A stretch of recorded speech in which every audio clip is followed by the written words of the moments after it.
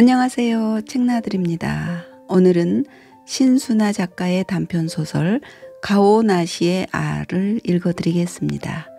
이 작품은 동상이몽 부부의 모습을 그리고 있습니다.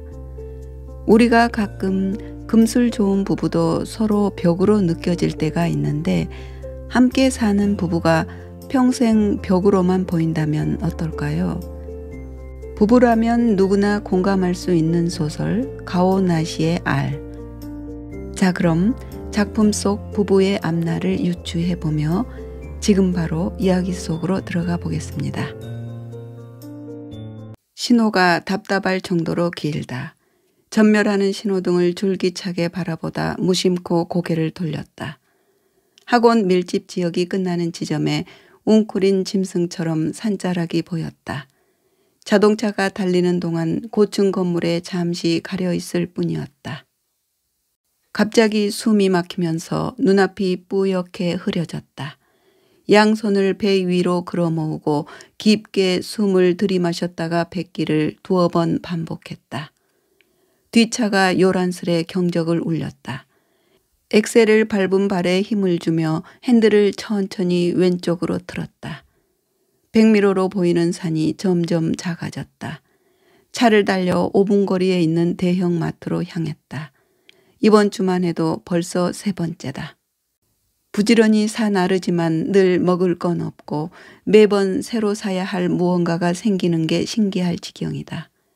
하긴 산다는 건 삼시세끼 꼬박 먹는 일이니까. 광풍 신도시로 이사 온 지 3년째. 도심은 여전히 낯설다. 게다가 난 아직도 봉당 여사다.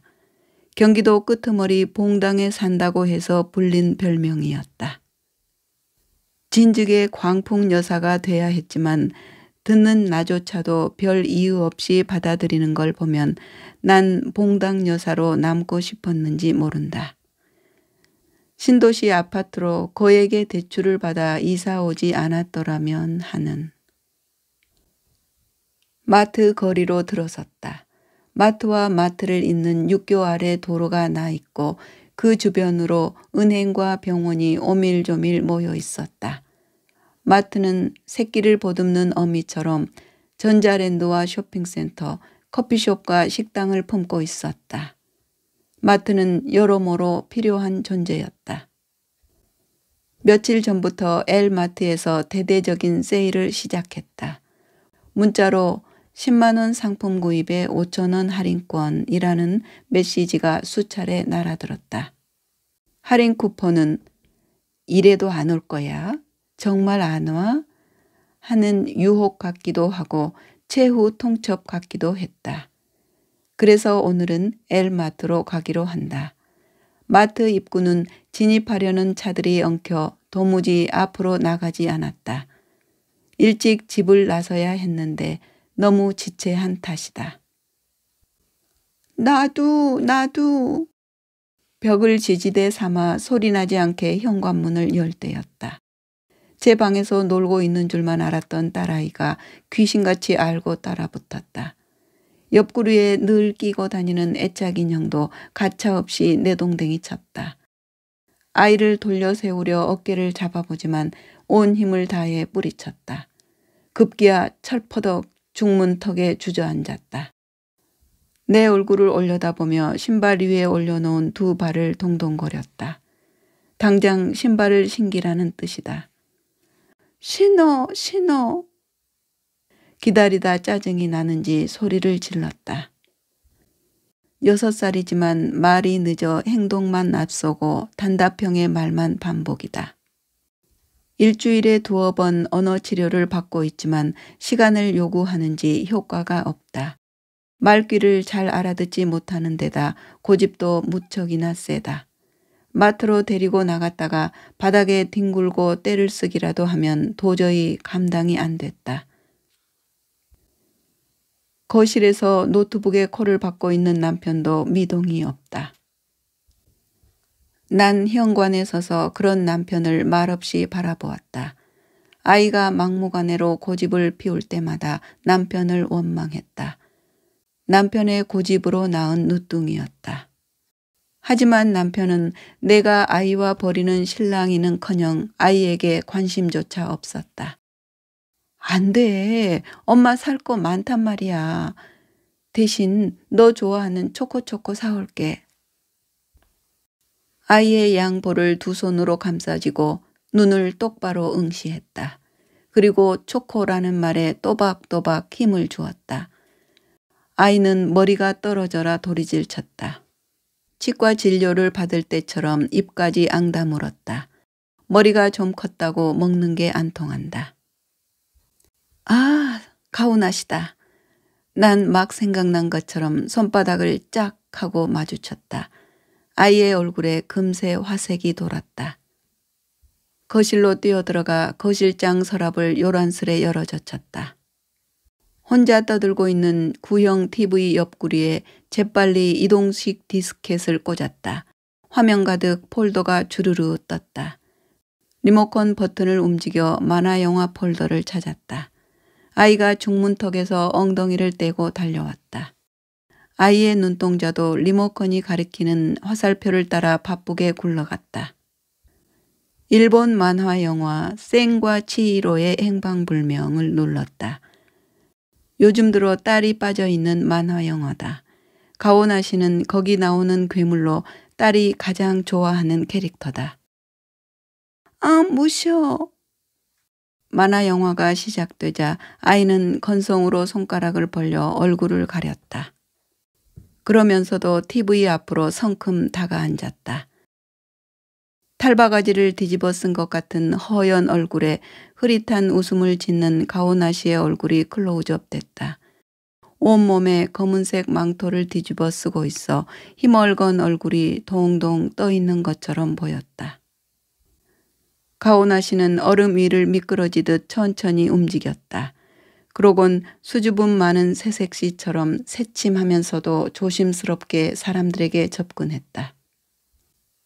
동시에 황금 조각을 사방에 뿌려댔다. 야금야금 주변의 것들을 몰래 집어삼키던 가오나 씨는 나중엔 사람들까지 잡아먹고 엄청나게 몸집이 불어났다. 아이는 신이 나는지 허리를 접었다 폈다 하며 꾸액 꾸액을 외쳤다. 잡아먹혔던 사람들이 다시 가오나 씨의 입에서 울컥울컥 쏟아져 나오는 장면을 따라하는 것이다. 딸아이는 손가락을 아예 입에 넣고 토악질하는 흉내를 낸다.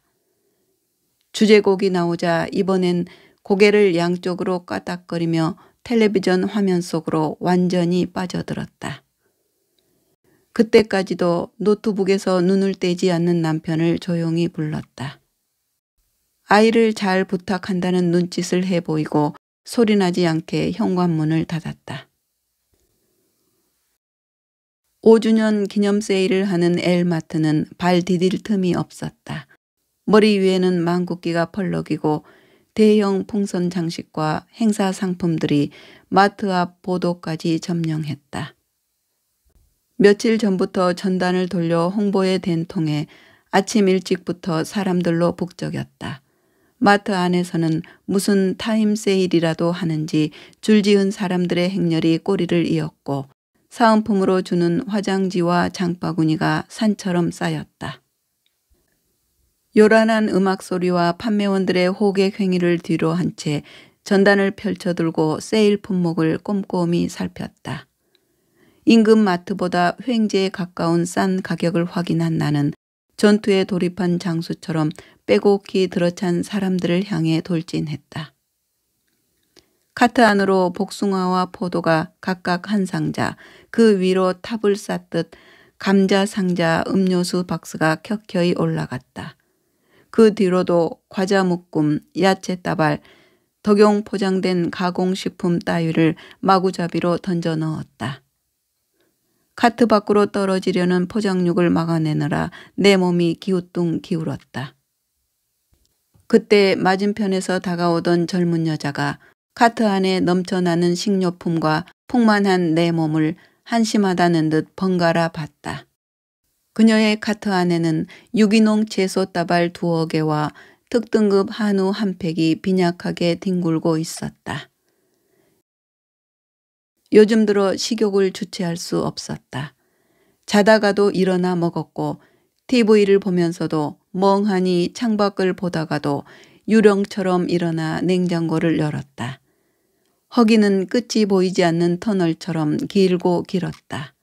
긴 터널은 좀처럼 채워지지 않았다. 원래 배고픈 건 못 참지만 이상하게 먹을수록 배가 고팠다. 입에 무언가를 넣고 있어야 마음이 편해졌다. 난 식욕을 의심하는 대신 마음의 안정을 택하기로 했다. 위를 채우기 위해선 냉장고를 채우는 일이 먼저였다. 마트에 가서는 대용량을 집어들었고 1+1에 집착했다. 그건 단순한 장보기가 아니었다. 대형 마트 장보기는 더 많은 저장 강박관념을 자극했다. 뭔가 가득 채워둬야 할 것 같은 욕망, 채워지지 않는 것에 대한 불안감의 되풀이였다. 이왕 마트에 온 김에 대용량 식품을 그리고 10만 원, 20만 원 단위로 증정하는 사은품을 챙기기 위해 부족한 액수를 채워 더 많은 식료품을 샀다. 남편은 뭐하러 힘들게 실어 나르냐고 핀잔을 주곤 했다. 온라인 쇼핑몰을 이용하면 집 앞까지 배달해 준다고 하면서 하지만 이상하게 온라인 쇼핑몰은 믿음이 안 갔다. 실제 매장의 물건을 확인할 수 없다는 점이 불만이었다. 실체가 없는 것처럼 무서운 것은 없으니까. 부지런히 자동차로 식료품을 사다 날랐고 냉장고를 채웠지만 냉장고는 금세 텅 비곤 했다. 그러곤 사야 할 품목들이 어딘가에서 튀어나왔다. 마치 두더지 잡기의 두더지처럼 여기서 불쑥 저기서 불쑥 사야 할 것들이 수도 없이 튀어나왔다. 나는 생각했다. 그 많은 식료품은 내가 먹은 게 아니라고. 분명 냉장고 속에 내가 모르는 괴물이 살지도 모른다고. 장바구니를 힘겹게 끌며 현관 번호키를 눌렀다. 현관문에서 띠리리 소리가 나며 문이 열렸다. 그런데 문이 반쯤 열리다 말고 무언가에 걸려 더 이상 열리지 않았다. 시큼들큼한 냄새가 열린 문틈 사이로 퍼져나왔다. 반쯤 열린 문을 힘주어 다시 당기자 문틈에 낀 신발 한 짝이 튕겨나왔다. 현관엔 신발장 안에 있던 신발이란 신발은 다 쏟아져 나왔고 아이는 아예 바닥에 퍼질러 앉아 짓익인 포도 껍질이며 포도씨를 신발 속에 쏙쏙 박아 넣는 중이었다. 남편은 이런 상황에도 아랑곳하지 않고 내가 나갈 때와 똑같은 자세로 거실에서 컴퓨터만 들여다보고 있었다. TV는 언뜻 꺼진 것처럼 보였지만 검은 화면 아래 흰 줄이 출렁이고 있었다. 도대체 당신 뭐 하는 사람이야? 나는 장바구니를 내던지며 고함을 질렀다. 하지만 남편은 힐끗 쳐다만 볼 뿐 이런 방구도 없이 모니터로 고개를 돌렸다. 신발들을 하나씩 짝 맞춰 신발장 안으로 들여놓으며 나는 남편과 내가 잘못 짝지어진 신발 같다고 생각했다. 가끔 남편이 왜 하필이면 나와 결혼했을까 의문이 들었다. 당신은 세상에서 누굴 가장 사랑해? 언젠가 남편에게 물었다. 물론 당신이라는 나를 가리킨 대답을 바란 건 아니었다. 하다못해 아이들이라는 대답을 기대했는지도 모른다. 그런데 그때 남편은 귀찮다는 듯 나? 라고 짧게 대답했다. 남편은 결혼한 그날부터 2번의 심장수술과 암수술로 입원과 퇴원을 반복한 홀 시어머니의 며느리가 필요하지 않았나 그런 생각마저 들었다. 이모 소개로 만난 남편과 나는 만난 지 3달 만에 결혼을 결정했다. 빠른 결정이었던 만큼 그와의 사이는 서먹했다. 그와의 거리를 좁히고 싶어 결혼 날짜를 잡고 책 한 권을 선물했다. 얇은 시집이었는데 책보다는 내 마음을 전하고 싶어서였다. 그래서 밤새 지웠다 썼다 한 편지 한 통을 그 책 사이에 끼워 넣었다. 결혼하고 수년 뒤 그 시집을 발견한 건 먼지 쌓인 서가였다. 무심코 집어든 시집 속에서 툭 하고 편지 봉투가 떨어졌다. 겉봉이 뜯기지도 않은 채였다. 병치레가 잤던 시어머니는 마지막까지 수술받다 영영 깨어나지 못하고 돌아가셨다. 세 번째 인공심장 교체였다. 남편은 자신의 어머니를 수발할 며느리가 필요했을 뿐이었다. 나 역시도 폐암에 걸린 아버지만 아니었으면 그와 결혼을 서두르지 않았을 것이다. 아버지가 살아 계실 때 보여드리겠다고 한 결혼이었다. 나를 결혼으로 몰아간 아버지는 그 이후로 20여 년이 지난 지금까지 멀쩡히 살아계신다.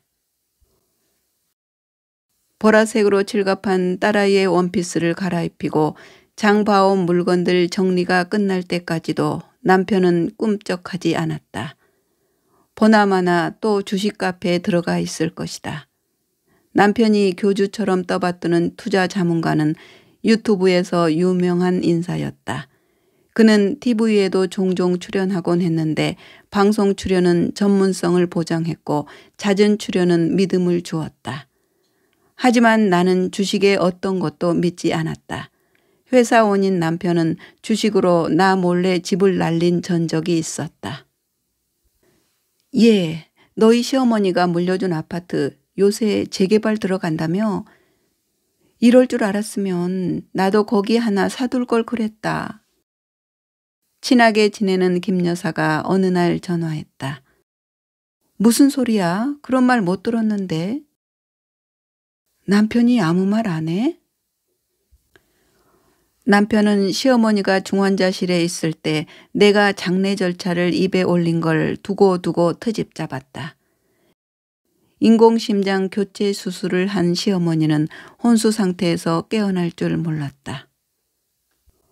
수술은 성공적이었습니다만 워낙 노쇠하셔서 마음의 준비를 하셔야 할 것 같습니다. 의사의 말에 병원 장례식장을 딱 한 차례 언급했을 뿐이었다. 시어머니의 장례식이 끝난 뒤 비어있는 시어머니의 아파트를 어떻게 할지 남편에게 물었다. 상관마.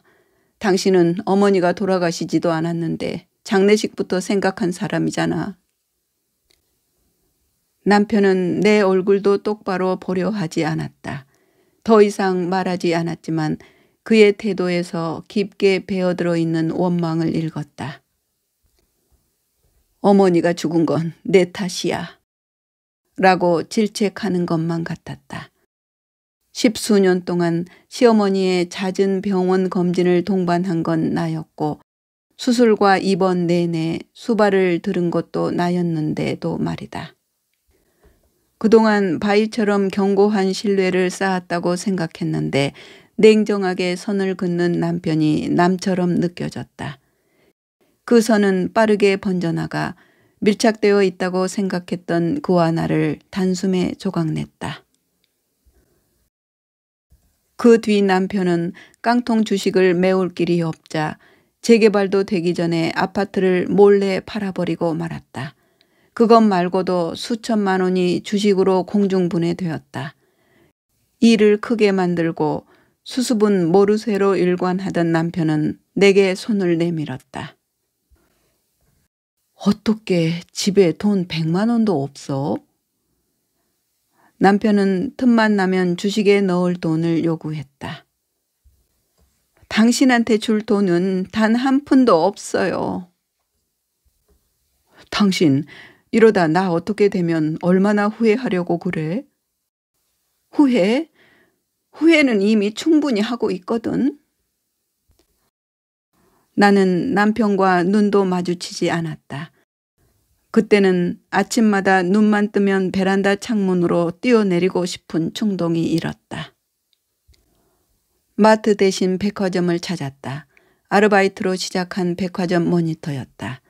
1, 2층은 거들떠 보지도 않고 곧장 3층으로 향하는 에스컬레이터를 탔다. 골든구스 디럭스, 리에베, 셀린느, 발망, 블루마린, 료사스.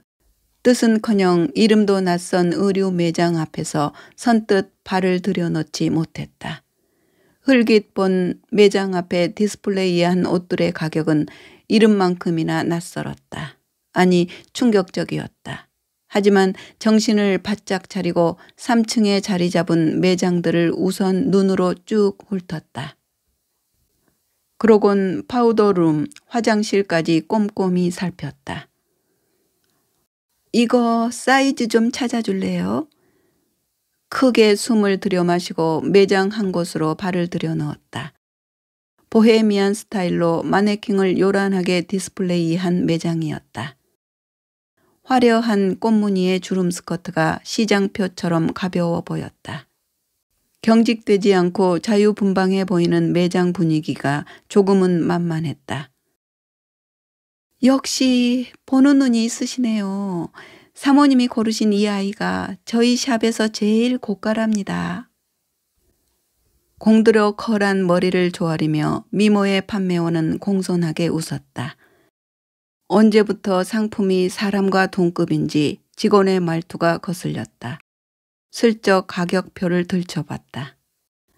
가격이 절대 만만치 않았다. 나는 그녀가 받들어 올린 옷을 차갑게 퇴짜놓고 다른 걸 손가락질했다. 다행히 직원은 웃음기를 거둬들이지 않았다. 부지런히 사이즈를 찾아주고 색상을 맞춰 옷을 권했다. 가격표에 찍힌 숫자만큼 대접받는 기분이었다. 난 진열된 옷을 꼼꼼히 살펴보기도 했지만 처음부터 옷을 사려는 의도는 없었다. 모니터 회의가 열리는 곳은 지하 회의실이었다. 회의 내내 뒷골로 냉기가 스치는 건 지하실 특유의 찬 공기 때문만은 아니었다.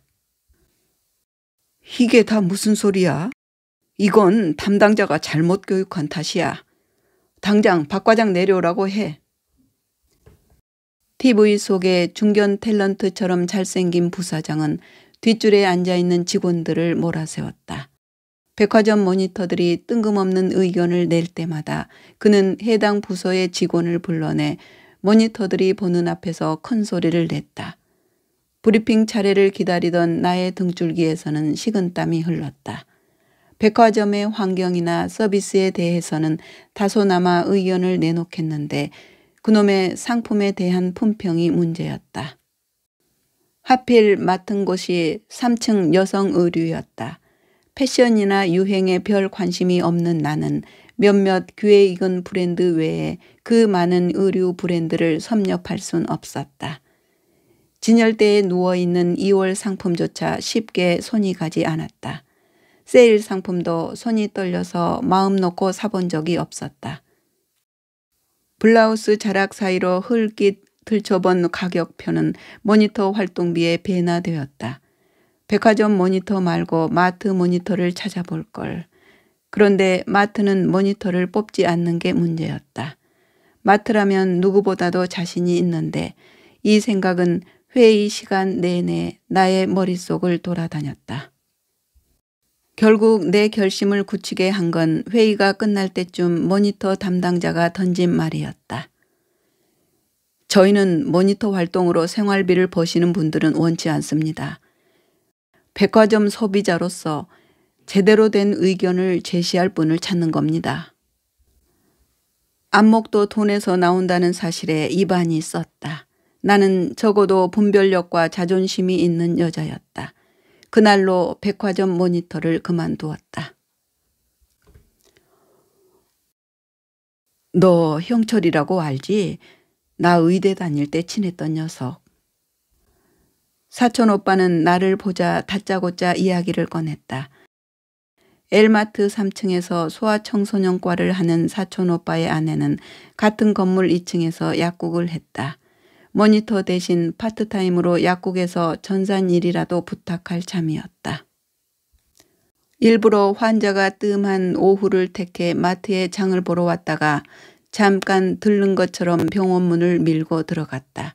진료실에서 무료한 듯 긴 하품을 하던 사촌 오빠는 마침 잘 됐다는 듯 나를 보자 먼저 말문을 열었다. 아, 우리과 후배랑 결혼한? 그래, 걔가 그 여자들 오토바이 뒤에 태우고 다니느라 3번이나 유급당했잖아. 그래서 전공도 못 따고 그냥 일반으로 개업했지. 지방에 있는 처가 근처 어디선가 병원을 차렸다지 아마. 그래서? 근데 몇 년 전인가 돈을 빌려달라고 전화가 왔어. 뭐 어디 투자하는데 돈이 부족하다나? 그래서 빌려줬지. 설마 못 받은 거야? 아니, 받았어. 한참 뒤에. 근데 또 한동안 연락이 없는 거야. 그래서 내가 얼마 전 만나자 뭐 이렇게 해서 찾아갔지. 하, 근데 나 이 자식 보고 충격 먹었잖아. 사촌 오빠는 고개를 흔들었다. 난 무슨 사채업자인 줄 알았어. 돈가방을 요렇게 옆구리에 딱 끼고 머리는 파마해서 넘기고 쌍꺼풀 수술에다. 쌍꺼풀 수술 정도야 요즘 세상에 할 수도 있지. 나는 별일도 아니라는 듯 탁자 위에 커피잔을 무심히 들어 올렸다. 아니 또 낯작은 박피를 해서 빤질빤질 해가지고 주둥이엔 그 가수면서 영화배우 성형 엄청한 그 여배우. 아 그래 그 여자. 저 여자처럼 주둥이에 보톡스를 맞아서. 그때 마침 TV 광고에 나오던 여배우를 무슨 현상 수배범이라도 발견한 것처럼 요란스레 손가락질했다. 그게 그 자식이 아주 나를 기죽이려고 아주 작정을 했더라고.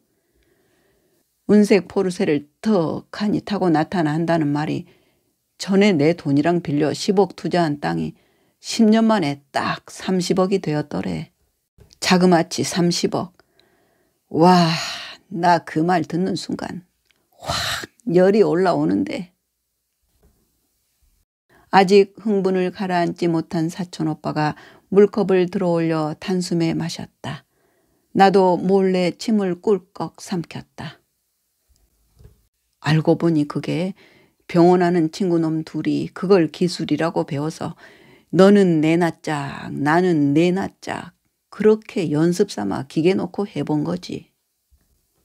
아직도 흥분이 안 가신 듯 사촌 오빠는 앞뒤 없이 말을 이었다. 그래가지고 건물을 통으로 세를 얻어서 반은 병원하고 반은 레이저 기계 들여다 놓고 박피에 미용을 한다는군. 나는 30억 얘기하다 뭔 소린가 싶어 빤히 사촌 오빠를 건너다 보는데 사촌 오빠가 갑자기 목소리를 내리깔았다. 근데 이 자식이 메추리알을 하나 까쳐 먹으면서 한다는 말이 거기서 끝냈어야 하는데 30억에다 몇십억을 더 대출받아 딴 데다 또 투자했다네. 근데 그게 기획부동산에 걸려 사기를 당해서 이자만 한 달에 1,000이래. 사촌 오빠는 이제 막 흰머리가 내비치는 앞머리카락을 위로 쓸어 올리며 한숨을 내뱉었다. 그러니 고혈압 약 처방하다 말고 가서 레이저 시술하고 이직거리를 하고 있는 거지. 아이고야, 왜 빚까지 져가면서 그 욕심을 부리는 건지. 나는 아무 말도 꺼내지 못하고 병원 문을 나섰다. 사두기만 하면 대박이죠. 부동산 사무실 벽면에 붙어있는 지도를 일일이 짚어가며 술술 이야기를 풀어가던 박 사장은 잠시 뜸을 들였다. 물론 내가 무슨 말을 하길 바란 건 아니었다. 봉 여사님, 자금이 3억이라면 얼마에 투자해야 할까요? 가진 돈에 맞춰.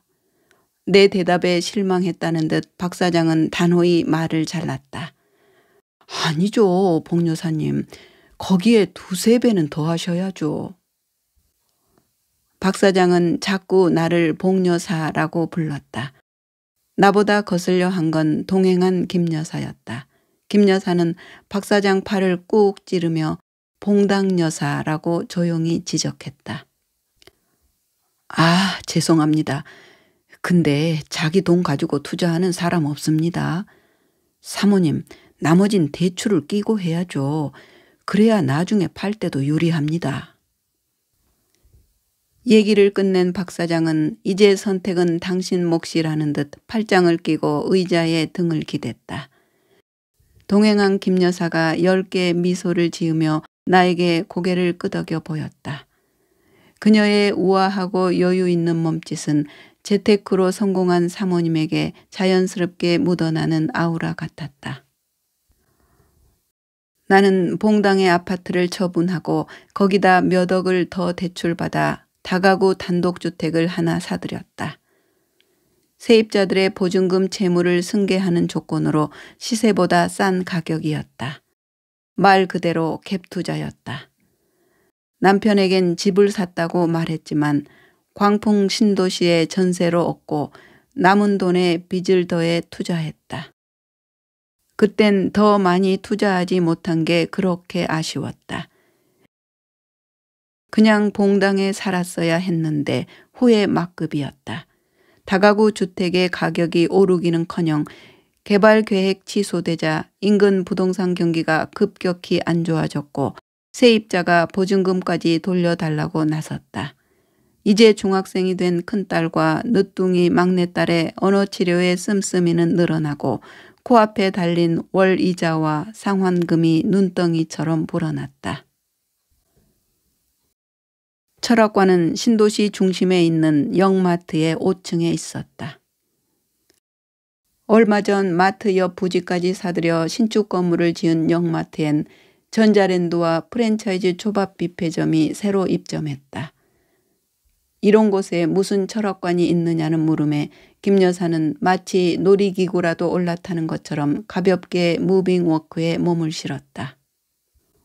5층 복도 구석진 곳에 토털 카운슬링이라는 간판이 보였다. 언뜻 보면 무슨 클리닉 센터나 심리 상담소로 착각할 만큼 깔끔하고 세련된 인테리어가 눈에 띄었다.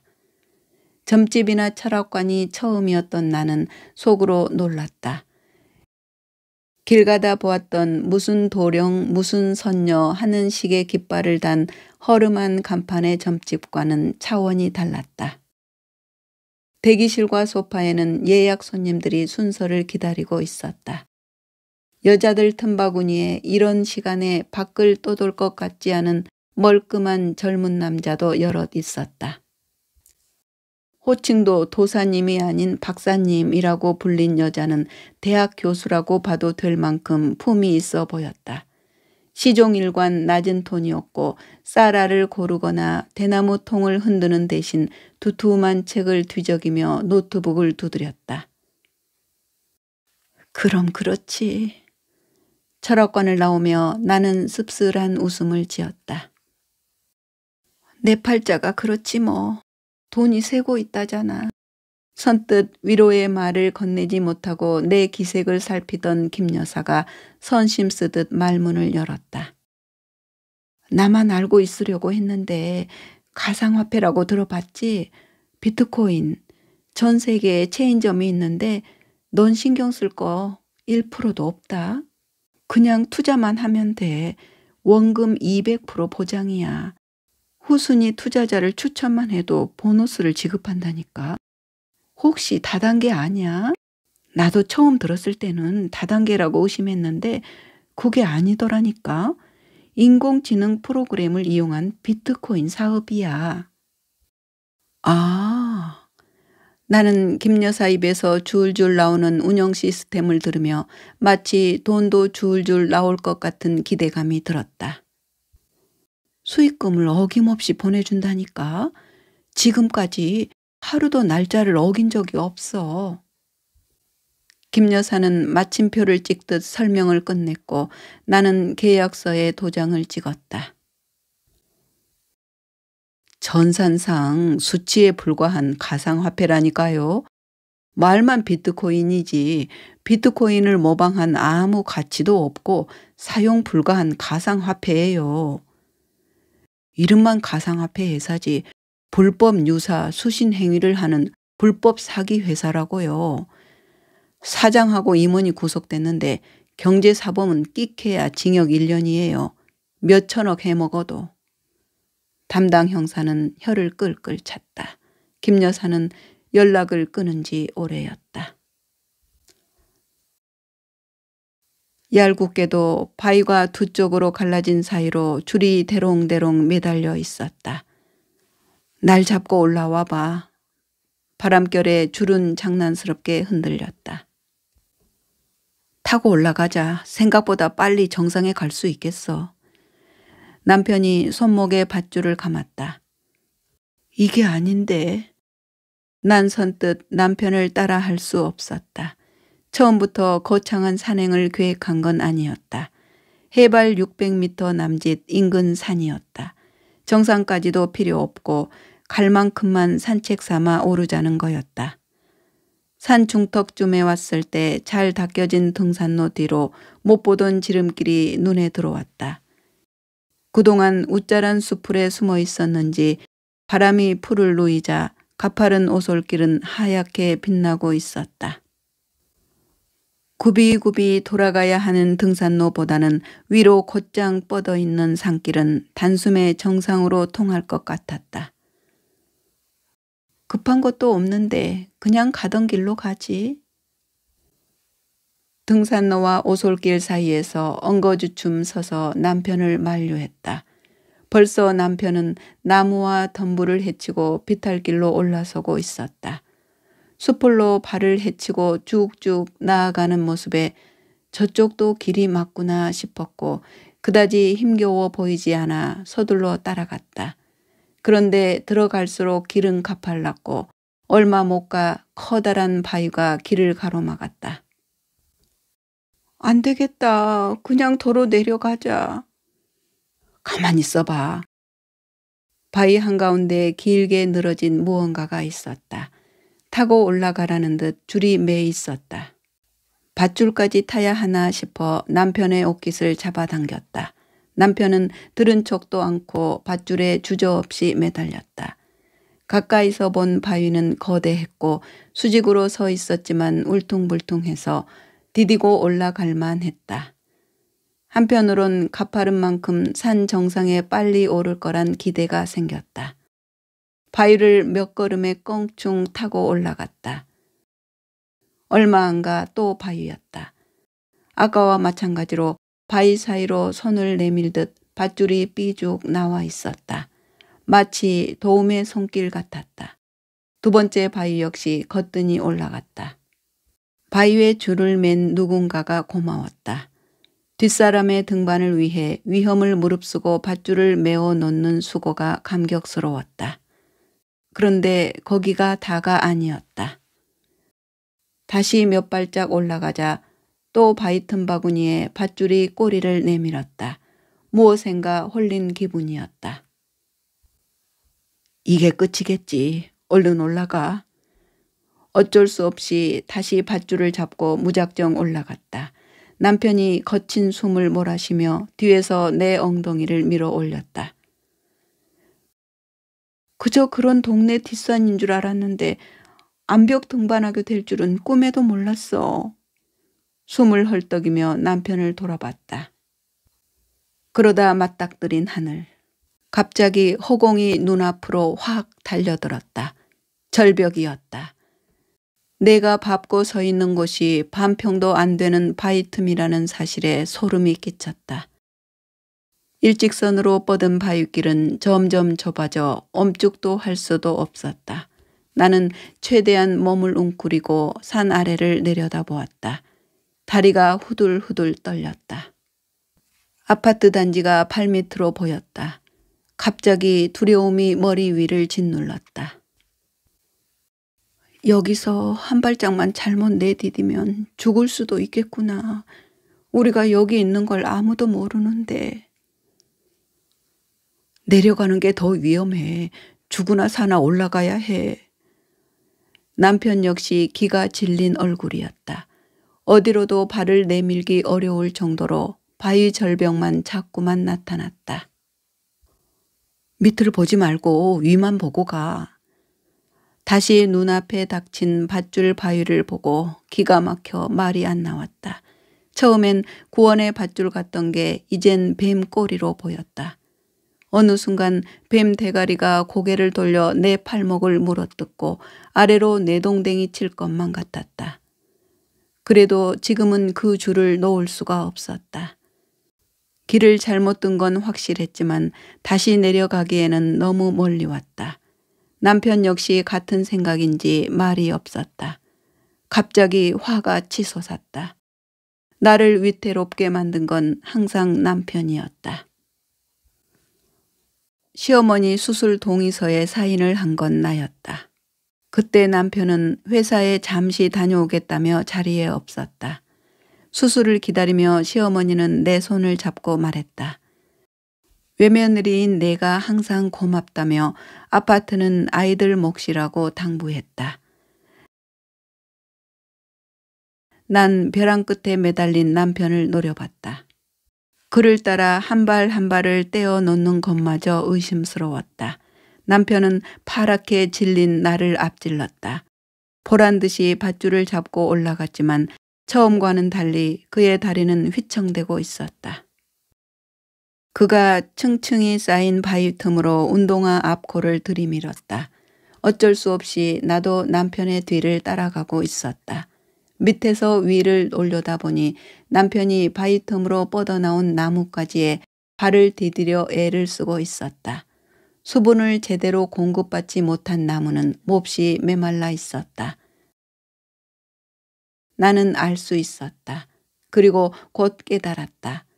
남편이 디딘 기반이 조금씩 금이 가고 있다는 것을. 처음엔 눈에 잘 띄지도 않던 희미하고 작은 실금이 모든 것을 무너뜨릴 만큼 빠르게 뻗어나가고 있는 과정을 나는 멍한 표정으로 바라보았다. 그때 나는 분명 남편에게 소리치려 했다. 그 순간 무언가가 목구멍을 막아 소리를 뱉지 못했을 뿐이다. 가끔 아파트 건너 우뚝 솟은 산을 한 번씩 올려다보며 중얼거린다. 그때 그 길을 가지 말았어야 했다고. 마트에 다녀왔다. 양손 가득 비닐봉지가 주렁주렁 매달렸다. 냉동실에 말린 굴립이며 냉동 만두 따위를 밀어넣는데 냉동실 바깥쪽에 있던 검은 비닐봉지를 건드리고 말았다. 받아낼 틈도 없이 정체 모를 검은 덩어리가 굴러떨어지며 발등을 때렸다. 아야! 비명이 터져나왔다. 검은 덩어리는 내 발등을 때리고도 한참이나 나뭇결이 선명한 마루 위를 굴렀다. 검고 둥근 덩어리가 냉동실 깊숙이 숨어 부활을 꿈꾸던 괴물의 알 같아 보였다. 알이 처음 낙한 마룻바닥은 작은 분화구처럼 움푹 팼다. 분화구를 벗어나 한참을 더 굴러간 알은 싱크대에 부딪히고서야 멈춰섰다. 그러게 냉장고 좀 정리하라니까. 남편의 목소리가 부엌을 향해 소리치는 것 같았다.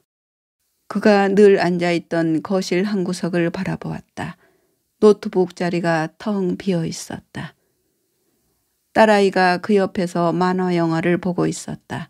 허리를 90도로 꺾으며 꾸액 꾸액 외쳤다. 화면에 가오나시는 삼킨 사람들을 울컥울컥 뱉어내고 있었다. 남편은 없었다. 누군 냉장고 속 이렇게 만들고 싶어 그랬어?